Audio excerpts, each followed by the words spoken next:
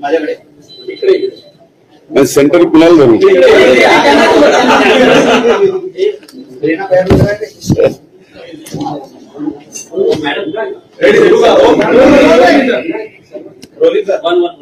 चला नमस्कार। आज माननीय अंजलीताई दमानिया यांनी कृषी विभागाने MAIDC मार्फत केलेले साहित्य खरेदीबाबत जे मी कृषी मंत्री असताना जे आरोप केले त्याबाबत माझं पहिलं आणि स्पष्ट मत आहे की हे पुन्हा एकदा एक त्यांच्या स्वभावाप्रमाणे सनसनाटी निर्माण करणं आणि धादांत खोटे आरोप करणं याच्या पलीकडे दुसरं याच्यात काहीही नाही आहे। मार्च 2024 मध्ये राबवण्यात आलेली निविदा प्रक्रिया, ज्या निविदा प्रक्रियेवर त्यांनी आक्षेप घेतला ही संपूर्णपणे नियमात व शासनाच्या धोरणाला अनुसरूनच राबवण्यात आलेली आहे। त्यांनी केलेले आरोप हे केवळ फक्त आज या कृषी विभागाचे काढलेत म्हणून नाही, आपण मागचे आज 58 आम्ही दिवसच मोजतोय, मागच्या 50 दिवस ते वेगवेगळे आरोप माझ्यावर करतच आलेले आहेत। त्यातला एकही आरोप आतापर्यंत आपल्या सगळ्या मीडियानी सुद्धा या गोष्टी लक्षात घेतल्या पाहिजेत आणि आपल्या माध्यमाच्या माध्यमातून महाराष्ट्राची जनता जी पाहते ते सुद्धा लक्षात घेतलं पाहिजे की एक आरोप असाच त्यांनी केला होता की स्वर्गीय संतोष देशमुख यांच्या हत्या प्रकरणामध्ये की जे हत्यारे काही आरोपी जे पकडायचे राहिले होते त्यांचा मर्डर झाला। असे सनसनाटीखेच आरोप करायचे, धादांत खोटे आरोप करायचे आणि स्वतःची प्रसिद्धी आणि दुसऱ्याला बदनाम करायचं, याच्या पलीकडे यातही मला दुसरं काही आणखीनही आढळून येत नाही। आता एकूणच हा संबंध आज 58वा दिवस आहे की माझ्यावर मीडिया ट्रायल चालू आहे। का चालू आहे, कशामुळे, कोण चालवतं मला माहित नाही, पण या बाबतीत आज जे त्यांनी आरोप केले यामध्ये एक पहिली बाब डीबीटीत काय असावं आणि काय नसावं, कोणतीही बाब डीबीटी मधून वगळण्याचे अथवा समाविष्ट करण्याचे संपूर्ण अधिकार हे नियमातील तरतुदीनुसार माननीय मंत्री म्हणजे कृषी त्यावेळेस जे असताना माननीय मुख्यमंत्री यांचे आहेत आणि या प्रक्रियेमध्ये सुद्धा याच कार्यपद्धतीचा अवलंब केलेला आहे आणि माननीय उपमुख्यमंत्री वित्त व माननीय मुख्यमंत्र्यांच्या ही बाब सादर करून त्यांच्या पूर्व मान्यतेने ही प्रक्रिया अंतिम केलेली आहे। आता अंजलीताई शेतकरी आहेत का नाही मला माहित नाही, पण जो खरा शेतकरी त्याला माहित असते की शेतकरीच्या पूर्वी फार मशागती करावी लागतात। पेरणी व पेरणी उत्तर कार्यासाठी लागणाऱ्या बाबी या मान्सून पूर्वी तयारी करून ठेवाव्या लागतात। म्हणूनच एप्रिल व मे महिन्यात लोकसभेची आचारसंहिता व जून महिन्यात सुरू होणारा खरीप हंगाम लक्षात घेऊन लोकसभा निवडणुकीची आचारसंहिता लागण्यापूर्वी सदर खरेदी प्रक्रिया ही मार्च महिन्यात करण्यात आलेली आहे। आता याबाबत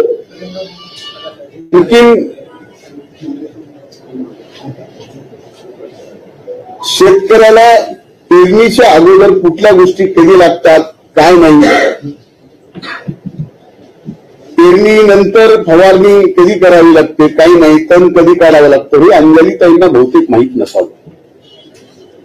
आता यामध्ये त्यांनी एक आरोप केला की नॅनो खताचा, आपल्यापैकी अनेक जणांना माहीत असेल जे खऱ्या जर्नलिझम मध्ये असतील की नॅनोच्या खताच्या बाबतीत nano fertilizer, nano urea, nano DAP, nano MAP याबाबत सर्वात जास्त प्रोत्साहन या देशाचे आदरणीय प्रधानमंत्री नरेंद्रभाई मोदी यांनी या ठिकाणी मागच्या 2-3 वर्षापासून चालू केला।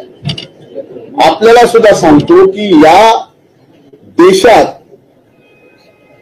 आदरणीय पंतप्रधान महोदयांनी प्रोत्साहन केल्यानंतर देशातलं पहिलं राज्य असं आहे की ज्या राज्यांनी 4 लाख शेतकऱ्यांना या ठिकाणी नॅनो दिला। आणि नॅनो खत आपल्याला माहित असेल, हा पूर्णपणाने याची जी खरेदी झालेली आहे ही इफ्कोकडनं झालेली आहे, जी सेंट्रल गव्हर्नमेंटच्या अखत्यारीत असणारी कंपनी आहे। दुसरी महत्वाची गोष्ट अशी आहे की याच कंपनीने ड्रोनचे सुद्धा शेतकऱ्यांकडून 100 रुपये कमी घेऊन 1 लिटर नॅनो मध्ये 7 मिनिटात 1 एकर फवारणी केली आहे। 1 एकर कापूस फवारायचा असेल तर हे 1.5 एकर कापूस फवारायला मला 2 माणसं लागतात। त्याला औषधाचा खर्च हा कमीत कमी 1600 रुपयापेक्षा एका शेतकऱ्याला एका पंपाला, आणि जवळजवळ 2 दिवस खर्च येतो। 1.5 एकर कापसाचं रान फवारायला 1600च्या वर औषध, मजुरी वेगळी आणि पंपाचा किराया वेगळा।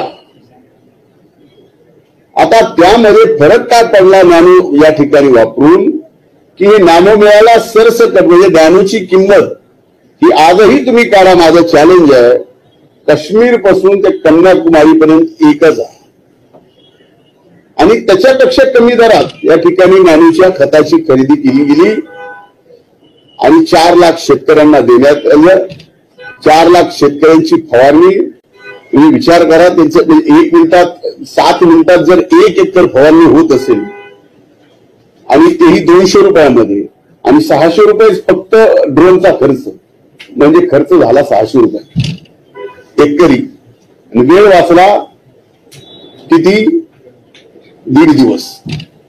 आता हा नॅनो प्रकारच असा आहे की जी फवारणी करताल ती फक्त त्या रोपांवर, त्या झाडावरच जाते। 80% 20% खाली पडते, पण त्यांनी पोल्युशनही होत नाही, जमिनीचा पोतही खराब होत नाही। हे शास्त्र आहे। म्हणूनच नॅनोचा प्रभाव आपल्या देशामध्ये जर जास्तीत जास्त केला तर आपल्याला जी खताचे जास्तीची सबसिडी द्यावी लागते आणि डॉलरमध्ये पलीकडे जावं लागतं, ते या ठिकाणी कमी होऊन नॅनोमुळे शेतकऱ्यांच्या उत्पादनात प्रचंड वाढ होते, 60% वाढ होते, वेळ कमी लागतो आणि अतिशय सोपी पद्धत आहे। त्यामुळे या ठिकाणी नॅनोच्या बाबतीमध्ये आम्हाला अभिमान आहे सांगायला की 4 लाख शेतकऱ्यांना या देशातलं पहिलं राज्य म्हणून महाराष्ट्र ओळखलं जातं। या बाबतीत कसल्याही प्रकारचा खोटेपणा किंवा भ्रष्टाचार हे जे काही चाललंय अंजलीताईंचं, हे पूर्णपणानं मला बदनाम करायचं काम आजपर्यंत त्यांनी या अगोदर अनेक जणांचं घेतलं होतं। आता या एपिसोड मध्ये मी आहे, त्यामुळे मला काही याचं नवल वाटत नाही। आता जी प्रक्रिया राबवली म्हणतात, त्याच्यात संबंधित प्रक्रियेमध्ये जी निविदा प्रक्रिया राबवली गेली ती पूर्व मान्यतेनेच राबवण्यात आलेली असून त्यामध्ये विविध कंपन्यांकडून स्पर्धात्मक दर मागवण्यात आले होते। त्याचबरोबर जास्तीत जास्त कंपन्यांनी यात सहभागी व्हावे यासाठी निविदा प्रक्रियेला 2 वेळेस मुदतवाढ दिली। आता कुठं काय करायचं असेल तर 2 वेळेस मुदतवाढ कोण देतं का? चांगली स्पर्धात्मक निविदा प्रक्रिया व्हावी याच्यासाठी 2 वेळेस मुदतवाढ दिली। नॅनो खत निर्माण करणाऱ्या इफ्को या कंपनीचे दर पाहिल्यानंतर लक्षात येईल तुम्हाला, पुन्हा एकदा सांगतो की नॅनो युरिया असेल किंवा नॅनो DAP असेल, या कंपनीचे संबंध देशभर समान दर आहेत। त्याच्यामुळे याच्यात तफावत आहे आणि त्यामुळे अमुक कोटीची भ्रष्टाचार झाला, अपहार झाला, हे मंद म्हणजे महाराष्ट्राच्या जनतेला, महाराष्ट्राच्या शेतकऱ्याला, माध्यमांना सुद्धा फसवणं, भाडांत खोटं बोलणं, त्याच्यातनं सनसनीती निर्माण करणं, हे आता अंजलीताईंनी पूर्वी त्या कुठल्या गोष्टीवर आरोप करायचा तर एक विश्वास राहायचा, आता ते विश्वास हरता राहिलाही नाही. म्हणजे या अशा पद्धतीनं एखाद्याला टार्गेट करणं मी पुढे सांगेलच. त्याचप्रमाणे फवारणी पंपाच्या किमतीमध्ये सुद्धा त्यांनी बोलला की राज्यामध्ये काही राज्यात फरक आढळून आला. त्यामध्ये काही कंपन्या 6 महिन्याची गॅरंटी देतात तर काही कंपन्या 1 वर्षाची गॅरंटी देतात. अधिक टिकाऊ जास्त गॅरंटी असलेल्या स्पेसिफिक प्राप्त असलेले स्प्रे पंप खरेदी करण्यात आलेले. आता अधिक टिकाऊ आणि 6 महिन्याच्या ऐवजी 1 वर्षाची गॅरंटी देणार आणि त्यातही किमतीने इतर सर्व राज्यापेक्षा कमी किमतीत म्हणजे 2,857 रुपयात हा पंप शासनाला पडलेला. तसं पाहिलं तर या पंप खरेदीच्या बाबतीत आजही तुम्ही ज्यांना पंप मिळाले शेतकऱ्यांना, आम्हाला तर शेतकऱ्यांनी ज्या जिथं कुठं जाऊन आभार मानले. आजही माध्यमात म्हणजे फक्त एवढंच न करत असता तुम्हाला जर वाटलं की हेही एक आठवलं आपण बघावं, एक जण फवारतोय त्याला विचार कुणी पंप दिला, काय किती दिवस टिकलाय याची सुद्धा माहिती घेणं आपण आवश्यक आहे. म्हणून दुसरा आणखीन एक कापूस साठवणुकीच्या बॅग बाबत एक खरेदीच्या बाबतीत त्यांनी विषय केला. आता ह्याची किंमत कुणी करावी हा प्रश्न निर्माण झाला की या बॅगची, कारण त्यावेळेस संबंध राज्यात कापूस खरेदी केंद्रावर गेला नाही, कापसाला भाव नव्हते. कापूस हा शेतकऱ्यांच्या घरात होता आणि कापूस अनेक वेळा फवारणी केल्यामुळे त्याचा प्रादुर्भाव घरात राहणाऱ्या माणसाच्या स्किनवर पण व्हायला लागला. अशा अनेक तक्रारी आल्या. म्हणून या ठिकाणी आपण कापूस बॅग खरेदी करण्याच्या बाबतीत निर्णय केला आणि तिथे सुद्धा याची किंमत कशी ठरवली पाहिजे, काय किंमत असावी याच्या बाबतीत सिरकॉट इंडिया ही केंद्र सरकारची कंपनी आहे, ज्यांनी किंमत ठरवून दिलेली आहे आणि ती जी किंमत ठरवून दिली त्याच्यापेक्षा कमी किमतीत खरेदी केलेली आहे तरी आरोप आहे. म्हणजे आता काय प्रत्येक गोष्टीची खरेदीची किंमत काय दमानियांना विचारून ठेवून सरकारने खरेदी करायची तरच ती उचित आणि बाकी उचित नाही, आणि त्यांना विचारून जे दर देईल ते योग्य, नाही दिला तर भ्रष्टाचार असं समजायचं. एक या म्हणजे आजवर अनेक आरोप माझ्यावर गेली. आज आपल्याला म्हणलंच की 58वा 59वा दिवस आहे हा, की फक्त मी आणि त्यात अंजली दमानी यांनी तर अनेक प्रयत्न केले. बीड जिल्ह्याला बदनाम करायचे प्रयत्न केले, बीड जिल्ह्याच्या जनतेला बदनाम करायचे प्रयत्न केले, बीड जिल्ह्यात येऊन बहुजन समाजाला बदनाम करायचे प्रयत्न केले. एवढंच नाही तर मला लक्षात येत नाही की त्यांच्या बुद्धीची कीव करावी का, एवढ्या हुशार आहेत त्या. मला आजही आदर आहे, पण जे आरोपी पकडायचे राहिले त्यांचा खून झाला म्हणणं म्हणजे हा खोटारडेपणा त्यांचा राहील नाही आला. ते जर सगळ्या गोष्टी आजपर्यंत माझं मीडियाला चॅलेंज आहे, आपल्या सगळ्यांना माझं चॅलेंज आहे. आजपर्यंत अंजलीताई बदनामियांनी म्हणजे बदनामिया करण्याच्या पलीकडे माझं चॅलेंज आहे. एक तरी त्यांनी केलेला आरोप या राज्यात या देशात कुठेतरी टिकलाय का आणि सत्य झालाय का.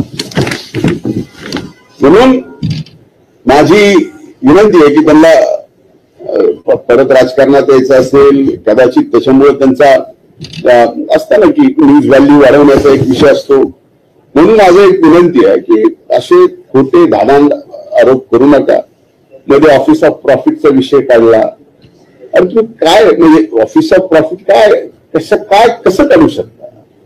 जी थर्मल पॉवर स्टेशननी कोळसा वापरून जी घाण केलेली आहे, जी घाण थर्मल पॉवर स्टेशननी पैसे देऊन काढावं असं सुप्रीम कोर्टाने ऑर्डर केलेले आहेत. आणि याच्या बाबतीत आता तिथं काही शासकीय पद असं आहे माझ्या कंपनीमध्ये की ज्या कंपनीत मी माझ्या बायकोला बसवलंय की मी बसवलंय, ही 2006ची कंपनी आहे. आज तिथं त्या राखीमुळे एक सिमेंट इंडस्ट्री आली आहे, रोजगार आला. आणि ज्या वेळेस राख हे बॅग मध्ये जात नव्हत्या, स्लरीमध्ये जायचे, त्यावेळेस राखेचे तळ असायचे. आता आमच्याकडे अशी 2-4 तळे तळे साफ करायला नको.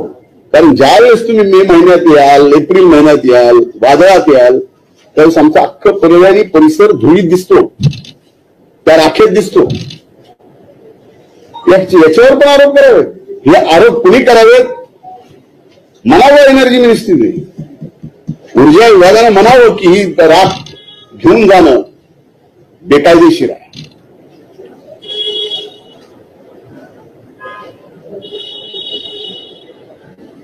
याचा अर्थ आम्ही शांत बसलो असं कुणीही समजू नका की आम्हाला बोलता येत नाही किंवा आमच्याकडे काहीच नाही.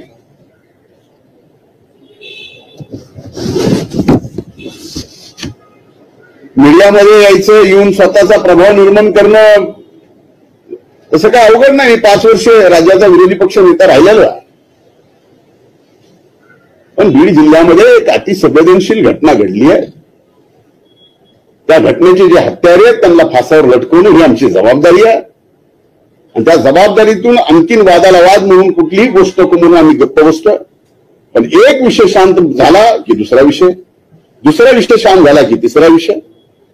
हे नेमकं काय करायचंय? माझी अंजलीताई बदनामी यांना माझ्यावर सातत्याने आरोप करण्याचे काम ज्यांनी कुणी दिले असेल, माझ्यावर सातत्याने आरोप करायचे काम ज्यांनी कुणी दिले असेल त्यांना व अंजलीताई बदनामी यांना माझ्याकडून शुभेच्छा.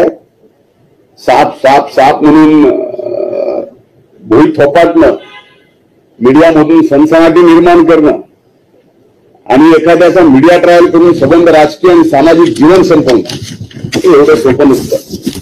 त्यामुळं मला आजच्या दमानी यांच्या आरोपाच्या बाबतीत एवढंच सांगायचं होतं. धन्यवाद.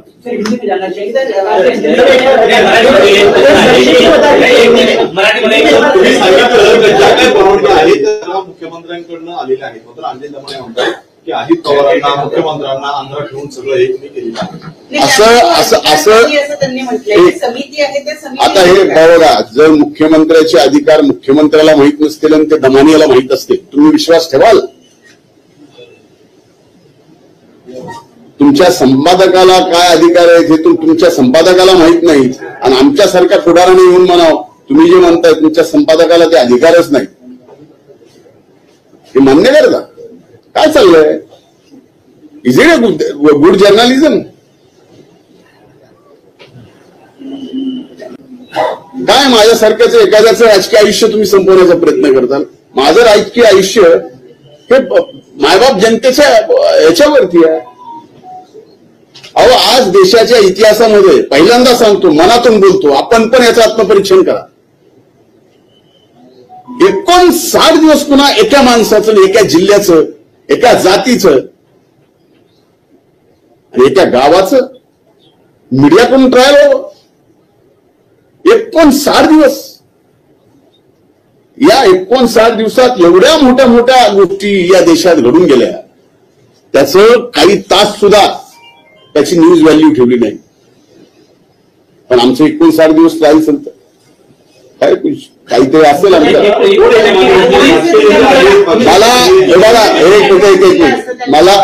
मला या बाबतीमध्ये एकच म्हणायचं की याच्यामध्ये कोण आहे, काय आहे, काय नाही. Then why your journalist? Why your journalist?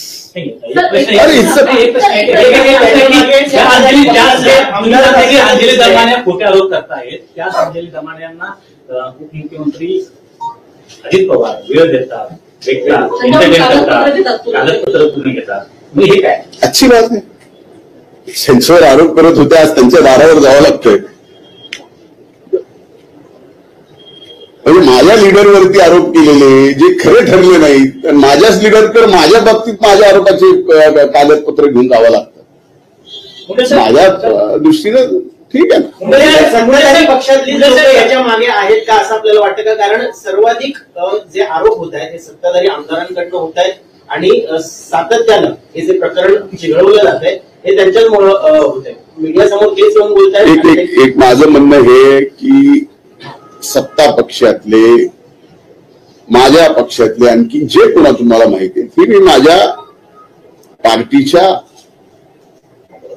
प्लॅटफॉर्मवर येऊन पार्टीच्या डायसवर येऊन मी स्पष्टपणानं पार्टीच्या राष्ट्रीय अध्यक्षांच्या समोर जे काय चाललंय ते सगळं सांगितलेलं आहे. राज्याच्या आदरणीय मुख्यमंत्र्यांना दोन्ही आदरणीय उपमुख्यमंत्र्यांना जे जे काय चाललंय ते पण मी सांगितलेलं आहे.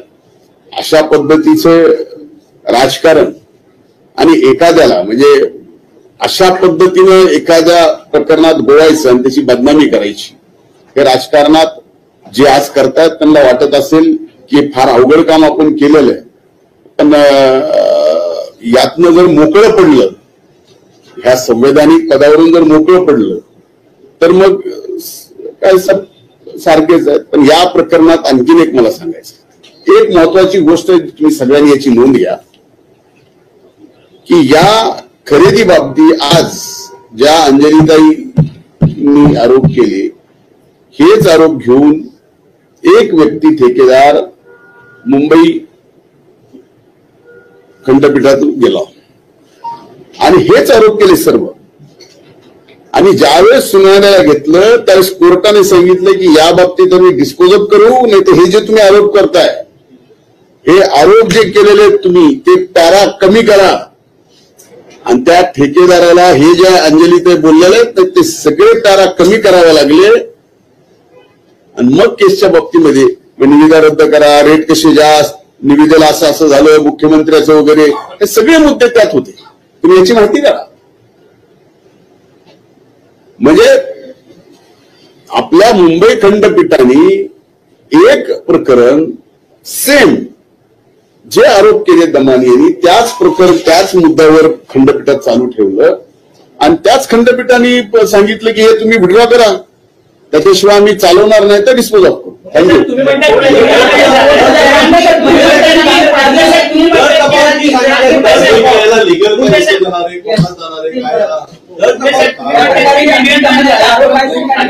एक दावा करतात की ज्यावेळेस चिखली घोटाळा झालेला होता त्यावेळेस त्याचे पुरावे घेऊन एक लक्षात मी त्याबाबतची प्रेस कॉन्फरन्स घेऊन मी अतिशय जबाबदारीपूर्वक सांगतो. मला एक सांगा एक मला तुम्ही सांगा ज्या सभागृहामध्ये जो घोटाळा मी काढला मी स्वतः 1 तास 52 मिनिट भाषण केलं. आता ते प्रकरण दुसऱ्याला द्यायची गरज आहे मला. कमाल करता राव. त्यांनी आरोप केला. अरे आरोप केला म्हणजे एखाद्या गेलो असेल दुसऱ्या कामासाठी ते त्यांना सांगता येत नसेल मग काय करायचं बहीण भावाचं परत लावायचं. तुम्हाला एवढं तर कळायला पाहिजे बस.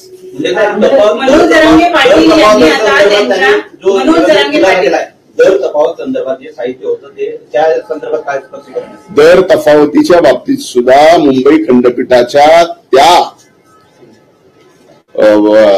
ह्याच्यात होतं केसमध्ये जी केस दाखल झाली होती ती पॅरा सुद्धा कमी करायला लावलेला. आणि दर तफावतीच्या बाबतीत मी आपल्याला सांगितलं की सगळ्यात कमी दराने आपण महाराष्ट्राने खरेदी केलेली आहे.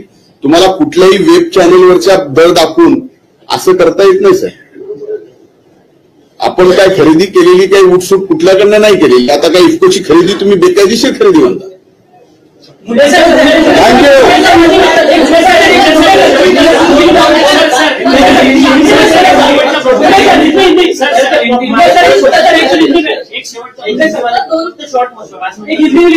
जाऊ दे मराठीला एक क्वेश्चन द्या हिंदीमध्ये सर एक क्वेश्चन फक्त जे आरोप केल्यांची बाजू म्हणतात हिंदीमध्ये फक्त मुझ पे जो अंजलिताई ने आरोप किए हैं उन सभी आरोपों का मैं खंडन करता हूं. ये बड़ा दुर्भाग्यपूर्ण है कि पूरी तरह से किसान के मदद के लिए कृषि विभाग के एक MAIDC ने एक जो कारपोरेशन है उसने जो खरीद की वो किसानों को भले के लिए की. उस समय देश के सभी जो भी चीजें लेनी थी सभी देश में उस समय कीमत पूरी तरह से कम थी. और आज जो उनके आरोप है वो पूरी तरह से झूठे हैं. और मैं मानता हूं कि खुद अंजलि दमानिया भी खुद अपने आप कभी आत्मचिंतन करे कि जब से वो किसी को ऊपर आरोप लगाती है